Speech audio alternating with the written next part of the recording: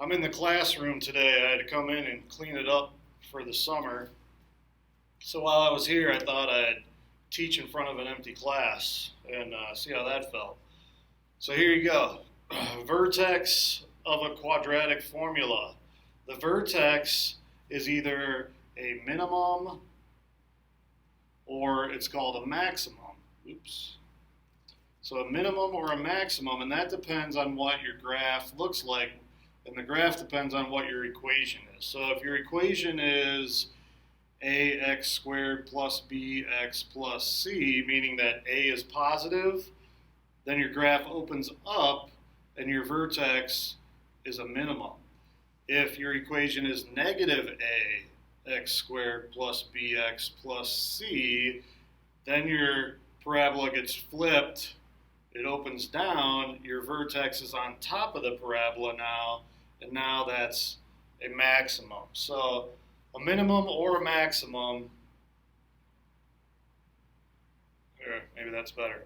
A minimum or a maximum is what the vertex is. It doesn't matter if it's a minimum or a maximum when we come to solve for the vertex. The formula that we use to find the vertex is the same regardless of whether it's a minimum or a maximum, but you might come across problems where they say find the vertex and state whether it's a minimum or a maximum. To state whether it's a minimum or a maximum, you don't have to graph the whole parabola to see if it looks like this or if it looks like that.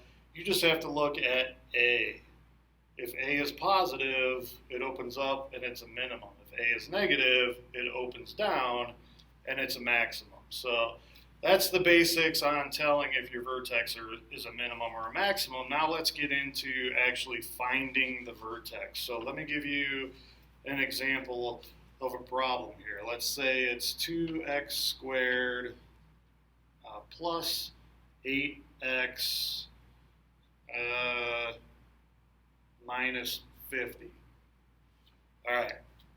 If that's your equation and you want to know where is the vertex of this formula, you'd have to find the point of that vertex. So when we're talking about a point on a graph, we're talking about an ordered pair. We're talking about an x and a y coordinate. So what is the x coordinate of the vertex and what is the y coordinate of that point that is the vertex? So there's two numbers that we have to figure out to find the vertex.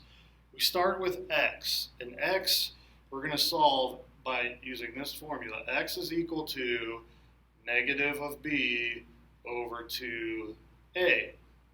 All right, so you substitute in to that formula, and b is 8, so we have the negative of 8 over 2 times 2, which is 4, so negative 8 over 4, and you get negative 2.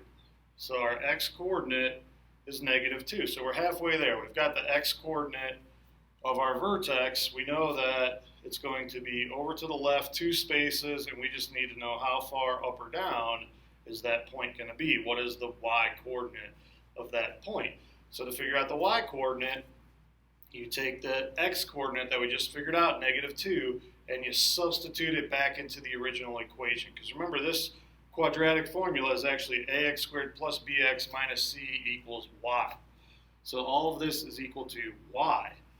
So if we substitute in a number for x, we're going to figure out what the value of y is at that given number, and the given number that we're going to use is negative 2.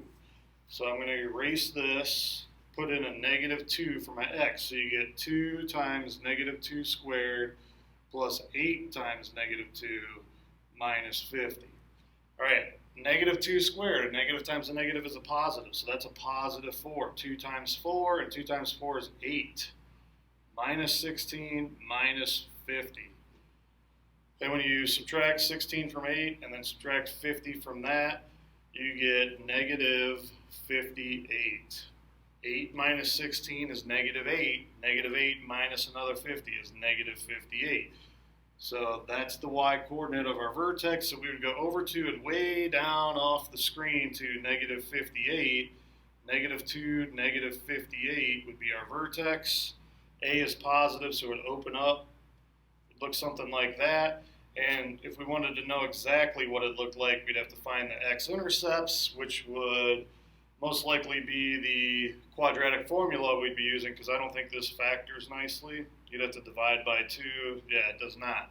So you'd have to use the quadratic formula to figure out what those 2 points are. But for today's work, this is enough. All I want is the vertex, -2, -58. If this was the problem in the book for one of your problems, and it said find the vertex, that would be the answer. You don't have to graph it.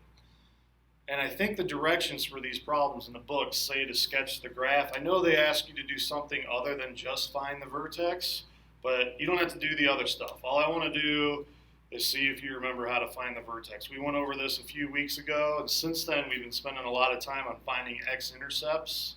So I just want to refresh your memory and make sure you know how to find the vertex, because the vertex and the x-intercepts are the most important points to be able to locate in a parabola, in a quadratic equation.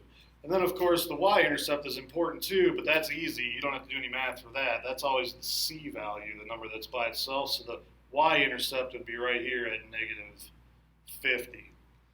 All right, and that's it for today. Find the vertex, and you guys are done.